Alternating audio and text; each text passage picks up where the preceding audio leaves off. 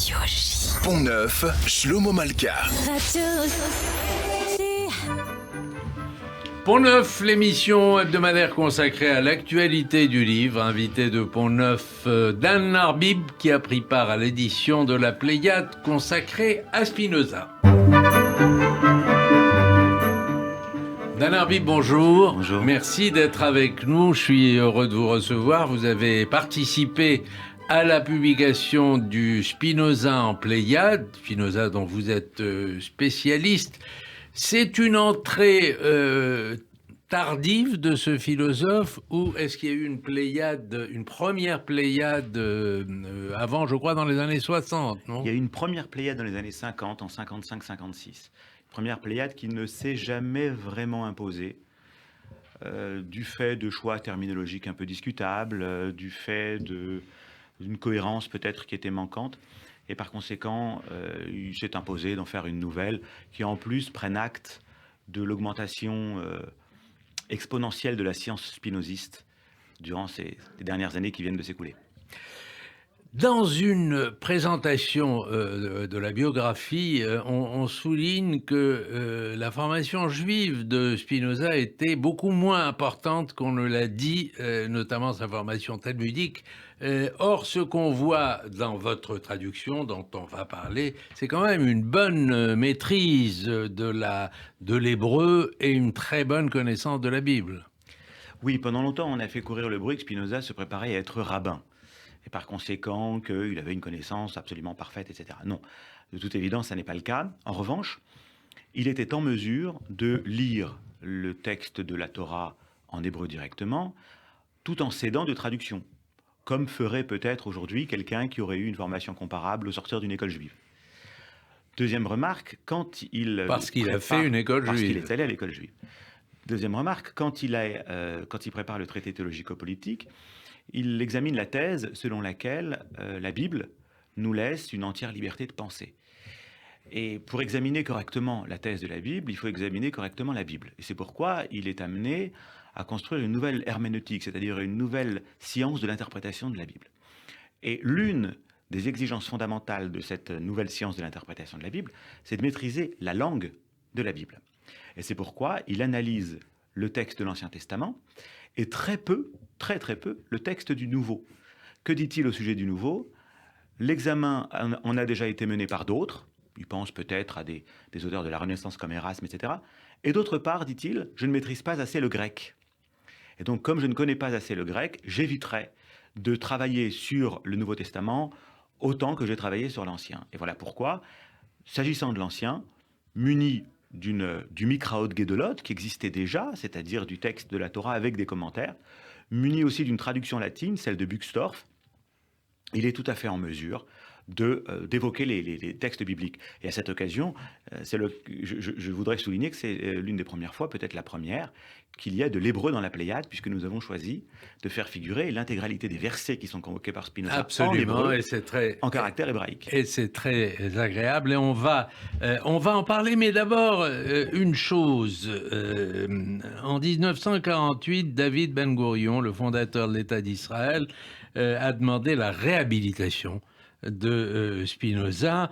Il l'a obtenu d'une certaine manière parce qu'en 2002, le philosophe est sur un timbre émis par l'État d'Israël à son effigie. C'est une manière un peu d'officialiser la réhabilitation. Oui, alors moi je suis assez touché par cette question parce que, de toute évidence, il y a un problème des Juifs avec Spinoza.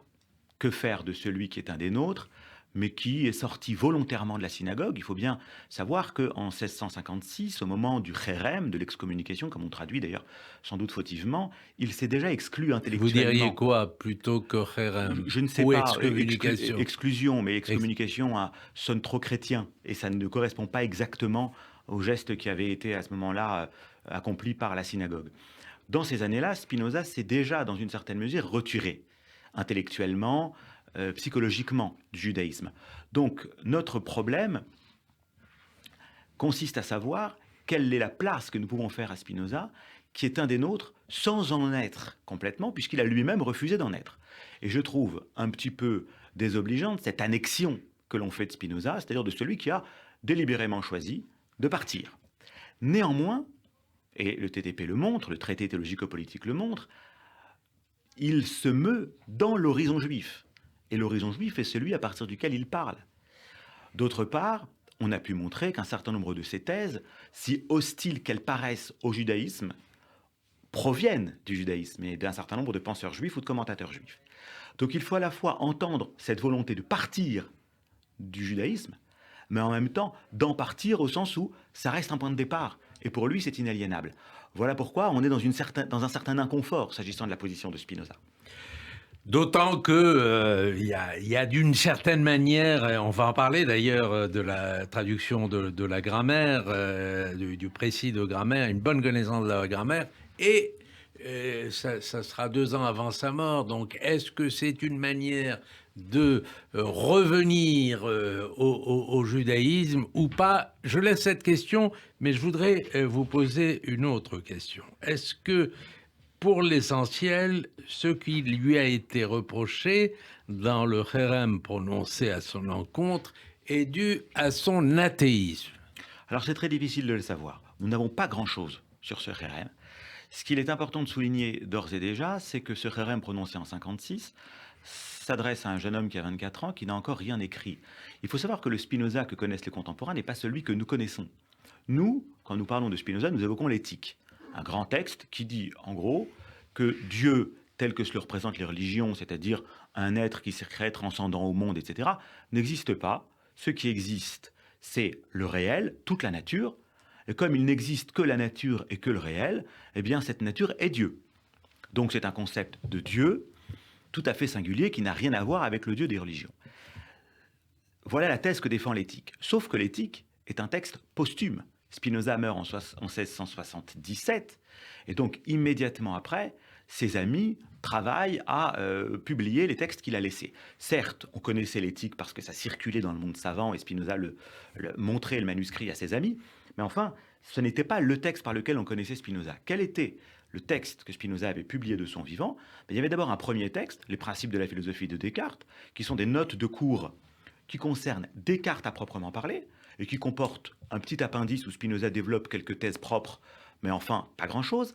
Et deuxièmement, le traité théologico-politique qui paraît en 1670, sous pseudonyme, etc. Donc en fait, le Spinoza excommunié en 1656 est un jeune Spinoza qui n'est pas du tout le Spinoza qui met au défi la religion, les grands concepts de l'histoire de la philosophie, En même etc. temps, il écrit le traité théologico-politique pour s'expliquer d'une certaine manière. Pour s'expliquer dans une lettre à Oldenbourg, la fameuse lettre 30, parmi les 3 motifs qu'il invoque pour la rédaction du traité théologico-politique, il dit il s'agit de défendre ma propre personne face aux accusations et face à l'image que se fait le vulgaire de moi. On croit que je suis un athée, on croit que je dois me débarrasser de la religion. En vérité, et là on touche peut-être le cœur de la question, le traité montre qu'on a besoin de la religion. Et donc c'est toute une relecture de la Bible qui consiste à dire, la Bible nous promet le salut, les hommes, du moins la majorité d'entre eux, ont besoin de cette promesse, et pas de moralité sans cette promesse de salut, donc sans religion, mais cette promesse rend possible néanmoins la liberté de penser, la liberté de philosopher, la liberté dans l'État. Et donc c'est une manière d'accommoder la religion nécessaire avec la liberté nécessaire. Alors c'est ça qui est un peu embêtant, c'est que en même temps c'est une critique de la religion et en même temps c'est un exposé de la tradition biblique et du récit biblique. Mais permettez-moi encore, mais ça sera le dernier point avant d'entrer dans le vif du sujet, je continue à faire quelques échappées. Le philosophe israélien Yirmiyahu Yovel, que vous connaissez, il a fait un livre très intéressant sur les Maranes, en expliquant que c'est le traumatisme de l'exil d'Espagne qui explique que la communauté juive s'est raidie contre toute forme de critique, et notamment dans le cas de Spinoza. Qu'est-ce que vous pensez de cette thèse? Oui, c'est tout à fait possible. Quand on examine les textes du Kherem et quand on examine surtout la façon dont étaient prononcés les Kherem à l'époque, on se rend compte que d'abord c'était des excommunications qui n'avaient pas un sens religieux, mais un sens administratif. C'est-à-dire qu'une excommunication pouvait être provisoire, elle visait à résoudre provisoirement un conflit au sein de la communauté, la plupart du temps entre un juif, par exemple, et un chrétien hors de la communauté. Les textes qui ont été examinés, par exemple, par Henri Méchoulan et d'autres qui sont spécialistes des juifs à Amsterdam au XVIIe siècle, nous montrent que très souvent, les administrateurs de la synagogue, soucieux de ménager les chrétiens, parmi lesquels ils résident, font la loi et tiennent leurs ouailles au moyen de cette excommunication. Donc c'était à la fois un raidissement interne de la communauté juive qui, en effet, un petit peu échaudée, était soucieuse de ne pas voir fleurir des thèses qui l'auraient menacée de l'intérieur, mais c'était aussi une manière de montrer aux autorités politiques locales qu'on maîtrisait les ouailles et qu'on tenait la communauté. Donc c'était une manière de double gage. Oui, je connais le livre de Méchoulan, c'est un livre un peu polémique, mais lui-même dit d'ailleurs qu'il n'a jamais vu, il n'a pas réussi à obtenir le texte du Kherem.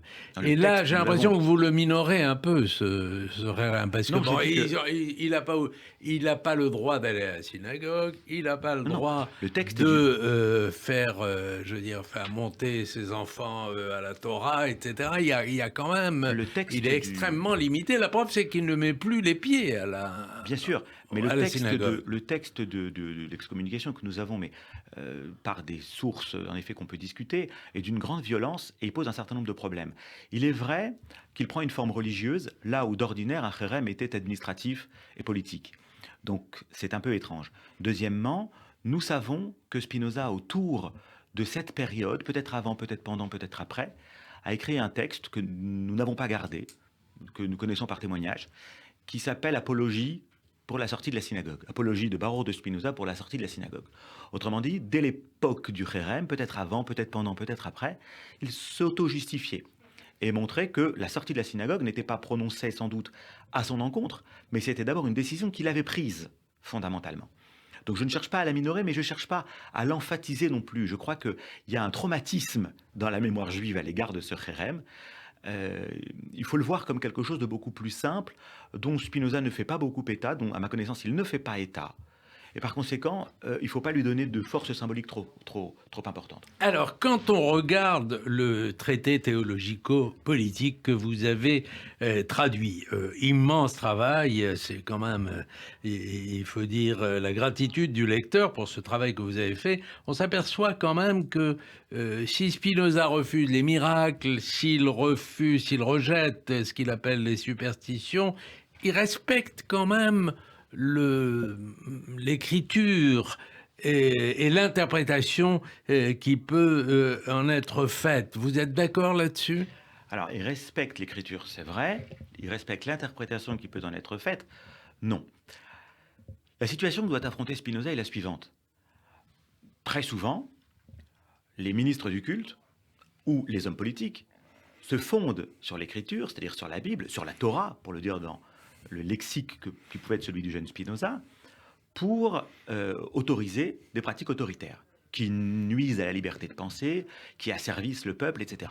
D'un autre côté, le peuple, lui, il trouve son compte dans une certaine mesure, puisque le réel que nous avons à affronter tous les jours est si incertain que nous nous rejetons dans la superstition pour pouvoir l'affronter. Donc, les ministres du culte, aussi bien que les hommes politiques, vont faire fond sur la superstition dont nous avons besoin pour s'octroyer le plus de pouvoir possible. Et il se crée une espèce de complexe qui s'appelle en fait le complexe théologico-politique, qui est un accord tacite entre les passions des hommes, leurs faiblesses, leurs superstitions, et d'autre part l'exploitation qui peut en être faite par les politiques et le clergé. Face à cela, que fait Spinoza ? Il va relire l'écriture en disant à ses adversaires « Je me place sur votre terrain, l'écriture, et je vais vous montrer qu'elle ne va pas du tout dans votre sens. » Alors évidemment, il faut lire les textes. Alors lire les textes, ça suppose une méthode de lecture. Spinoza n'est pas du tout content des méthodes de lecture qui sont à sa disposition, que ce soit les méthodes de lecture du Talmud, que ce soit les méthodes de lecture de la tradition catholique, que ce soit l'exploitation qu'en font les calvinistes radicaux de son temps. Par conséquent, il nous dit la chose suivante. Lire un texte suppose une méthode. Comme un texte n'est jamais qu'un texte c'est-à-dire un objet transmis par les hommes, qui a une histoire propre. Et notamment, qui a il été remet écrit. en cause le fait que c'est Moïse qui est le rédacteur Absolument, de la absolument. Bible, Il a d'ailleurs- avec des théories qui sont archi connues.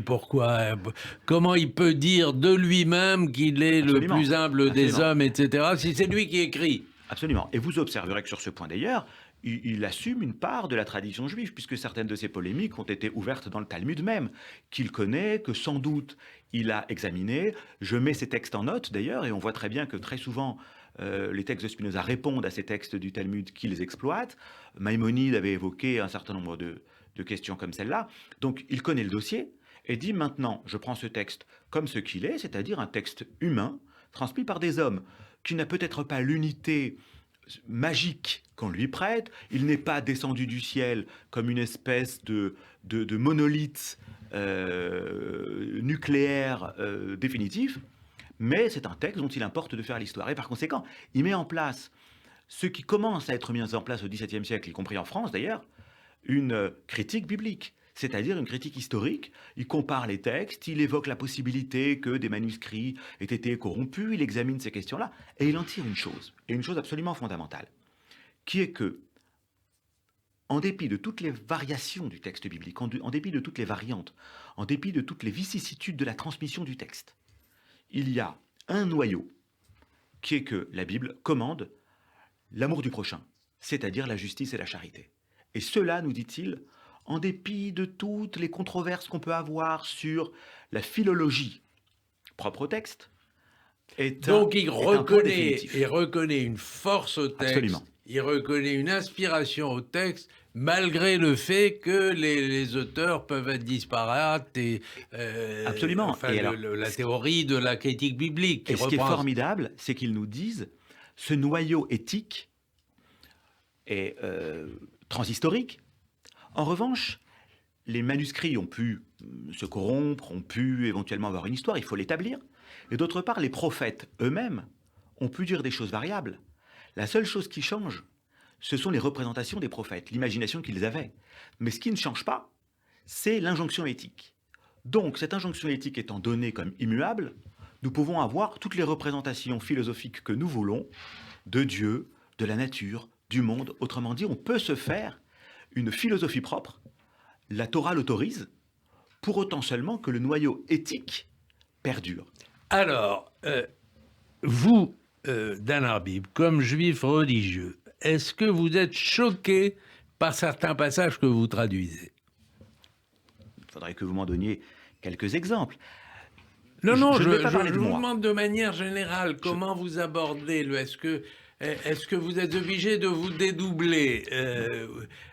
C'est pas innocent. Je pense que Indépendamment du fait que on vous doit cette traduction et donc vous rétablissez l'hébreu à l'intérieur Bien sûr. du texte. Et vous le faites, évidemment, moi je ne suis pas à même de voir le texte initial, mais vous le faites probablement mieux que lui n'a pu le faire en l'hébreu. enfin, quand vous traduisez un texte, quand vous éditez un texte, vous êtes un scientifique.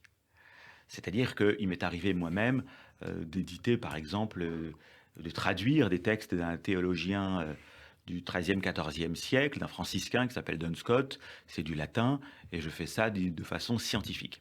S'agissant de Spinoza, je suis assez touché, en définitive, par la double position qu'Emmanuel Lévinas a tenue à son sujet. Dans les années 50, il écrit un texte qui s'appelle Benedictus ou Maledictus, c'est-à-dire qu'il se demande si Spinoza est béni ou maudit. Vous savez que le nom de Spinoza était Baruch, donc béni. Et donc il examine Spinoza et il rejoint le jugement extrêmement sévère que Jacob Gordin formulait à l'égard de Spinoza, à savoir que Spinoza est responsable de la décomposition de l'âme juive. Pourquoi ? Parce qu'au fond, Spinoza a bradé l'héritage juif aux chrétiens. Et ce qui reste du judaïsme et de la Bible après le traité théologico-politique, c'est un message qui est au fond celui de l'Évangile. Sauf que, 10 ans plus tard, il révise son jugement. Absolument, dans un texte qui est paru dans Difficile qui s'appelle « Avez-vous relu Baruch ?» Absolument. Il y a aussi un précis de la langue hébraïque qui montre qu'il dominait bien son sujet. Ce précis de grammaire, je l'ai dit tout à l'heure, est paru 2 ans avant sa mort. Il aurait pu renvoyer... D'où vient cette volonté-là de faire un livre alors qu'il y avait des tonnes de livres sur... Il aurait pu renvoyer... Il y a des gens qui lui ont demandé comment apprendre l'hébreu, et il a fait un précis, mais il aurait pu renvoyer à des textes qui existaient déjà. Oui, alors il a fait ce précis. L'édition de Peter Nahon, c'est-à-dire l'édition qui est proposée dans la Pléiade, montre dans l'introduction en effet que la grammaire hébraïque de Spinoza ne présente aucune originalité, qu'on l'a sans doute surexploitée dans l'interprétation. Alors évidemment, la question à laquelle Peter Nahon en un sens ne répond pas, c'est celle de savoir pourquoi Spinoza a rédigé ce texte. Maintenant, je vous corrige sur un point. Spinoza a laissé ce texte inachevé. Donc c'est un texte posthume qui n'est pas paru 2 ans avant sa mort, mais qui n'est pas terminé.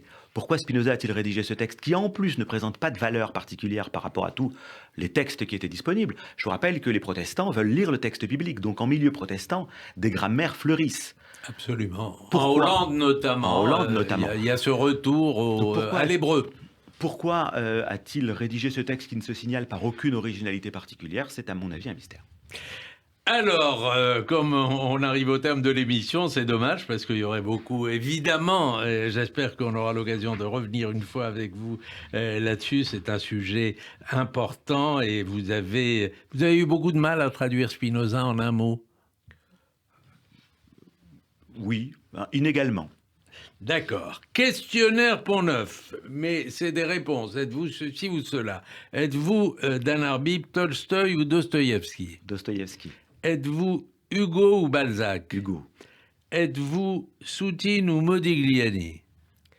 Modigliani. Êtes-vous Rachi ou Maïmonide? Maïmonide. Alors une phrase quand même d'explication. Sur Rachi ou Maïmonide, Oui. je pense que la question en effet de l'accord entre philosophie et Torah est une question que je poursuis dans une certaine mesure. Êtes-vous Ben Gourion ou Jabotinsky? Ben Gourion. Êtes-vous Facebook ou Twitter? Aucun des deux. Aucun des deux, merci. Dan Arbib, c'était Pont-Neuf, l'émission hebdomadaire consacrée à l'actualité du livre qui recevait Dan Arbib. Dan Arbib a pris part à l'édition de la Pléiade consacrée à Spinoza. Bon dimanche à tous.